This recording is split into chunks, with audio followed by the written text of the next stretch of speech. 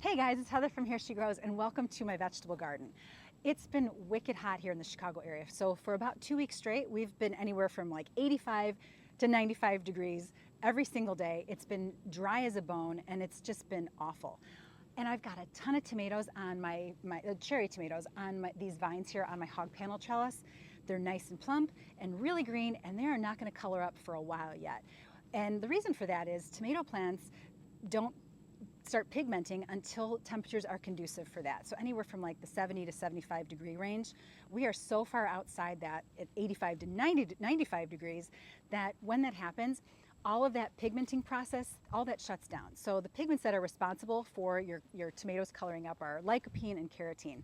When those temperatures are really hot, that doesn't happen anymore. So what I have here are really, really green, plump cherry tomatoes. I've got two varieties. I've got Sun Sugar and Unicorn, and they're really plump and ready to go. We just need some cooler temperatures, and that looks like it's going to happen sometime next week. But I also have very tiny tomatoes on here and a lot of flowers, and nothing's going to happen with those. I mean, they're not going to produce anything in time before my first frost, which is usually around October 15th. So what I want to tell my plant to do is put all of its energy, all of its coloring up into the fruit that's already plump and ready to go, because with just 4 weeks left, that's not a lot of growing time for any of these flowers that are covering at the top of the plant to do much of anything other than suck energy out of the plant. And I want the plant to focus all of its energy into the stuff that's already produced. And to do that, I'm going to do what's called topping. And you want to do that with indeterminate varieties. Determinate varieties are ones that produce all of their flowers and fruit at one time. The indeterminate varieties produce over the entire season. So they'll flower and fruit, and some can be 7-8 feet tall. And what I've got here is cherry tomatoes growing on this trellis, and they're pretty high up there. So what I'm going to do here is top the plant, and all that involves is removing the top portion of these vines, anything with little flowers on it, fruit, small, tiny little fruits. Get rid of all of that because I want all of that energy to go into these plump guys that are already existing on my vines. When I'm thinking about what I want to cut off, I'm looking for the biggest fruit that I can find on the plant. So for this, let's say I've got some coloring up here, and then I've got this cluster here, which is a pretty decent size. But then toward the end of this, I've got flowers and some little fruits happening, and they're not going to do anything. I'm just going to make my cut right above the node here, like that. And now I've just told my plant to put all of its energy into these guys and the rest of these guys going all the way up. So hopefully I'll have nice, ripe Sun Sugars, which are my absolute favorite cherry tomato, before our first frost. I probably will. And a really nice thing to do, especially when you're growing in small spaces and growing anywhere, to maximize your growing space, grow up. So I like to use hog panel trellises for that. So I always train my tomatoes and cucumbers, and as you can see, the cutest little squashes ever. This is autumn frost squash that I absolutely adore, and I cannot wait to harvest. It's a winter squash. But I am going to go ahead and start topping all of my cherry tomatoes and hopefully force these things to color up sooner than later.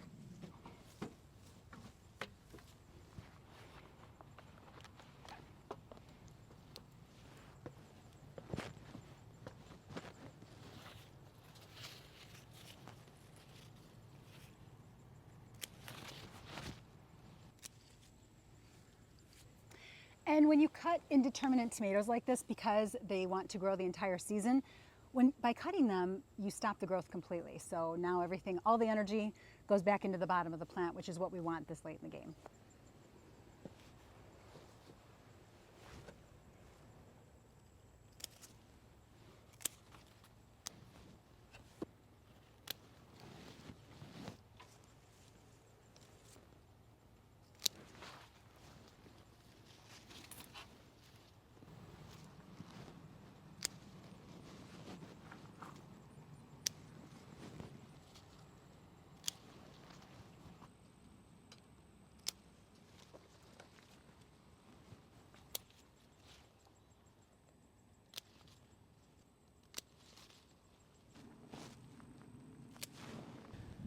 Note to self for next year, try not to let the cherry tomatoes own you too much. I lost track of these guys and they are sprawling everywhere. So that's my goal for next year.